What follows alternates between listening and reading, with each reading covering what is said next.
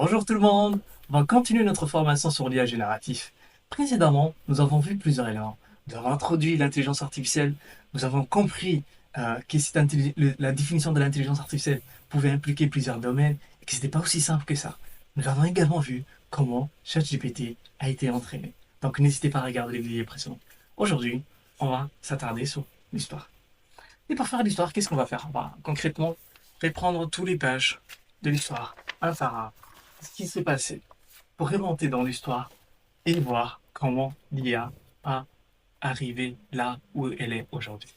Et comme vous le savez, nous, on va pas faire ça, on va faire plus simple. Ce qu'on va faire concrètement, on va regarder l'histoire par rapport au jeu. Et pour commencer, nous allons s'attaquer à notre premier jeu.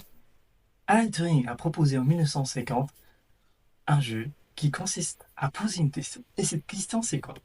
Il a posé la question, est-ce que la machine est capable de penser? Quoi, concrètement, ça correspond à quoi ça? Est-ce que la machine a la capacité d'imiter plutôt l'humain par rapport au langage? Est-ce qu'elle peut imiter le langage de l'humain pour faire en sorte de avoir la même question-réponse par rapport à l'humain? Et donc, qu'est-ce qui s'est passé concrètement? Alain Turing a proposé un protocole. Ce protocole, qu'est-ce qu'il va faire? Il va faire quelque chose qui est assez simple. D'abord, il y a la configuration. La configuration, c'est les éléments qui vont composer. On a d'un côté l'interrogateur, par exemple moi, qui va, par exemple, interroger des personnes qui sont derrière, par exemple, cette caméra, où je ne vois pas en fait les personnes et qui vont se communiquer en fait entre eux par rapport à du texte. Les personnes qui vont être interrogées, par exemple A et B, je ne les vois pas. Je ne sais pas qui est la machine, qui est l'humain. Moi, la seule capacité que j'aurai, c'est de communiquer avec eux via des textes. Et ils vont me répondre via des textes. Une fois qu'on a fait ça, et qu'ils m'ont répondu, moi, par la suite, je vais pouvoir juger qui, lorsque je vais recevoir, par exemple, une réponse d'un d'entre eux, qui m'a envoyé la réponse. Est-ce que c'est la machine ou c'est l'humain? Du coup, voilà globalement le test de Turing. Et à la fin du test, l'humain va pouvoir faire un calcul ou va pouvoir faire la somme de combien de pourcentage il s'est trompé. Est-ce qu'il a souvent été correct par rapport à son détection de qui est qui, ou il a plutôt dit, il s'est trompé sur, par exemple, de dire que la machine était souvent humain. Du coup, si il a plus de 50% de chances qu'une machine, que son trompe sur la réponse d'une machine et qu'il puisse la considérer comme humain, on peut dire que le test de Turing est passé pour cette machine. Et ce qu'il faut noter aussi, c'est qu'Alan Turing était très optimiste par rapport à l'avenir. Il a même dit que on aurait moins de 70% de chances d'identifier correctement la machine très bientôt. Et il était optimiste pour que les machines, ou aujourd'hui l'intelligence artificielle, puissent passer son test et aboutir à du coup de résultats d'imitation par rapport à l'humain. Une fois qu'on a dit ça, il faut savoir, il faut noter une chose, que Alan Turing a confronté plusieurs critiques. Il a été confronté plusieurs critiques dans plusieurs domaines par rapport à cette pensée. Est-ce que la machine peut penser? Et notamment, il s'est concentré sur plusieurs domaines, comme la théologie. Donc si vous êtes très pratiquant, certains éléments que je vais dire par la suite vont pouvoir peut-être vous choquer, mais on est là pour apprendre et faire ces petites digressions pour sortir un peu de notre contexte et de voir concrètement la théologie et Alan Turing, la guerre qui se sont menées pour déterminer qui a raison et qui a tort. Alan Turing, il a déjà, à la fin de son article, il a soulevé plusieurs éléments ou contre-arguments par rapport à l'argument théologique, mais c'est quoi l'argument théologique qu'il y a derrière qui fait en sorte que certains théologiens refusent ces pensées par rapport à Alan Turing? Il dit ça, la pensée est une fonction de l'âme immortelle de l'homme. Donc la prémisse 2, Dieu a donné une âme immortelle à chaque homme et à chaque femme. Sous conclusion, l'homme peut penser. Et prémisse 3, Dieu a donné à une âme mortelle à aucun autre animal ou machine. Donc conclusion, aucun machine ou animal ne peut penser.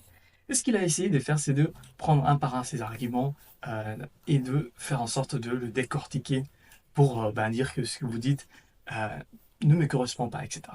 Donc on respecte les avis de chacun. Ce qu'il a dit, par exemple, c'est dans un premier temps, l'âme ou la compréhension que chaque personne a de l'âme, ça dépend de sa religion ou de ce qu'il pratique. Et ça peut différer par rapport à d'autres religions. L'exemple qu'il a pris concrètement, c'est il a dit, par exemple, les chrétiens, qu'est-ce que vous pensez de musulmans qui pensent que, et j'ai mis entre parenthèses parce que la phrase que je vais dire par la suite, ça va choquer beaucoup de musulmans d'entre vous, il a dit, qu'est-ce que vous pensez que la femme aujourd'hui dans l'islam, elle est considérée comme ne pas avoir, la femme n'a pas d'âme dans l'islam. Et il a dit du coup par rapport à ça, qu'est-ce que vous pensez même l'humain, vous certes a d'âme, mais dans l'islam il est dit que la femme n'a pas d'âme. Je referme la parenthèse ici et je vais répondre à toutes les personnes qui vont pouvoir s'acharner sur les commentaires et dire que comment c'est possible qu'il puisse penser ça, c'est pas correct, c'est pas faux.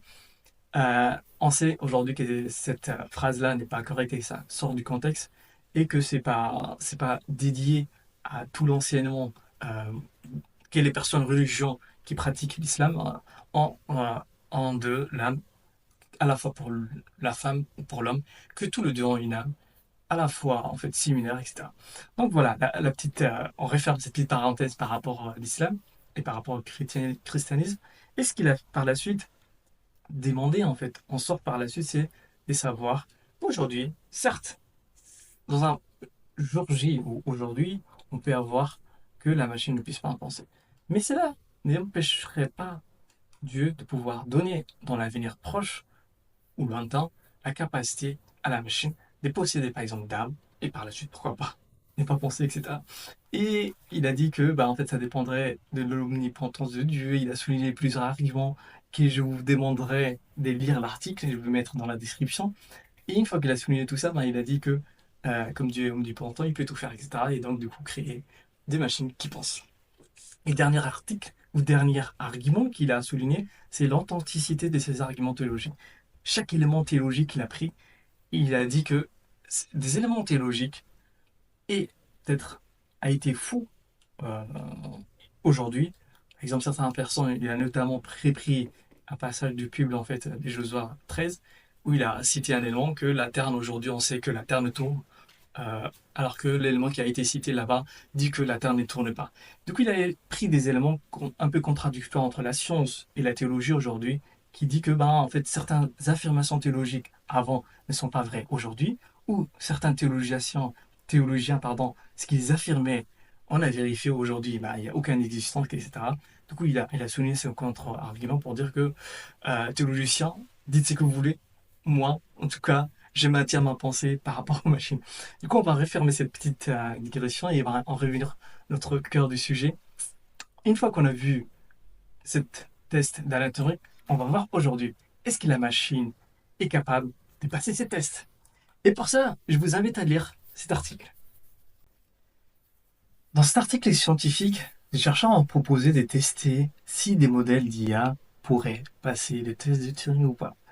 Comme vous l'avez deviné certainement dans le titre, je ne vais pas le répéter, mais ils ont montré que des modèles comme GPT et autres pourraient ou ont passé le test de Turing en répétant les mêmes configurations que je vous expliquais globalement, mais dans plus en profondeur en fait dans l'article, où ils ont détaillé tous ces éléments-là et pris chaque modèle pour voir si chacun pourrait passer le test de Turing ou pas.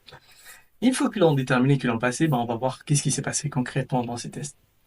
Ce qu'il faut noter, c'est que en fait, pour faire ça, on va utiliser des interfaces graphiques ou de modèles pour permettre de faire en sorte que l'humain et la machine ne se voient pas. Et là, c'est un exemple tiré d'un autre article où on va en petite interface qui va dire que est-ce que la réponse qu'on a eue se rapproche plus d'un machine ou d'un IA. Et à la fin, chaque interrogateur pourra donner une note pour chaque réponse qu'il aura. Et on va comptabiliser à la fin pour savoir est-ce qu'il a dépassé le fameux 50% pour dire que cette machine a passé les tests de Turing ou pas. Et pour ça, ils ont pris plusieurs éléments. Parmi les éléments qu'ils ont pris, on voit GPT-4 qui a été testé, on a Llama aussi, on a GPT 4.5 qui a du coup tous ces éléments-là ont passé le test de Turing pour voir ou pour imiter le plus possible la capacité de la machine à se rapprocher des réponses humaines. Comment on fait ça à peu près? Ce qu'on va faire globalement, c'est, pour vous expliquer les grandes lignes, c'est qu'on va essayer d'utiliser des prompts. Cette image-là est tirée d'un autre article où on va par exemple demander à l'IA ou au modèle d'imiter le plus possible une personne, d'éviter certains éléments, d'éviter aussi de dire que tu es une IA, etc. pour faire en sorte qu'il puisse passer ces tests. Et d'avoir le plus possible un comportement humain dans la réponse que tu as donnée. Et une fois qu'on a fait ça, on va récolter les réponses. Et ce qu'on voit ici, par exemple, c'est que le plus GPT 4.5, par exemple, atteint, dépasse et passe le test de Turing avec 73%.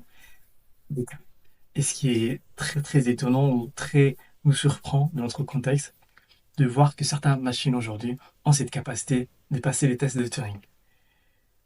Et nous voyons par exemple que c'est l'un des premiers éléments ou l'un des premiers études qui se sont concentrés à tester tous ces éléments-là, même si avant il y en a d'autres études. Mais en tout cas, c'est vraiment une étude majeure. Et je vous conseille de lire l'article pour voir le détail de toutes ces expérimentations. Nous, qu'est-ce qui va nous intéresser? Une fois qu'on a vu le test de Turing, qu'on a vu aussi que certains modèles d'IA aujourd'hui ont passé le test de Turing, c'est de savoir qu'est-ce qui va se passer à l'avenir. Concrètement, comment va évoluer le test de Turing? Est-ce qu'on va garder et dire, OK, c'est bon, ou on va essayer d'adapter le test de Turing pour le rendre plus complexe et de faire en sorte que l'imitation ne soit pas juste par rapport au langage ou au texte, mais que ce soit beaucoup plus global. Pour ça, les chercheurs proposent des améliorations par rapport au test de Turing pour ajouter des images dans le texte, des vidéos, des expressions faciales, des émotions, etc. pour rendre en sorte que, à la fin, on puisse avoir un modèle qui puisse être capable d'imiter l'humain sur plusieurs aspects. Euh, et pas uniquement que sur les textes. Une fois qu'on a vu ça, on va se concentrer par la suite. Qu'est-ce qui va arriver concrètement d'après vous? Comment nous, en tant qu'humains, on va demain se reconnaître? Parce que vous l'avez certainement deviné, mais aujourd'hui, est-ce que la vidéo que vous regardez a été générée par un humain ou par une IA? Si vous me connaissez, vous vous direz très bien que c'est généré par Ibrahim, certes, mais si l'IA prend beaucoup de mes vidéos, demain, elle pourrait faire peut-être la même chose. Donc il sera de plus en plus difficile de distinguer qui est la machine et qui est l'humain sur le résultat final. Et c'est pour ça qu'on va voir par la suite, dans les vidéos qui arrivent, plusieurs éléments, notamment le futur de l'IA.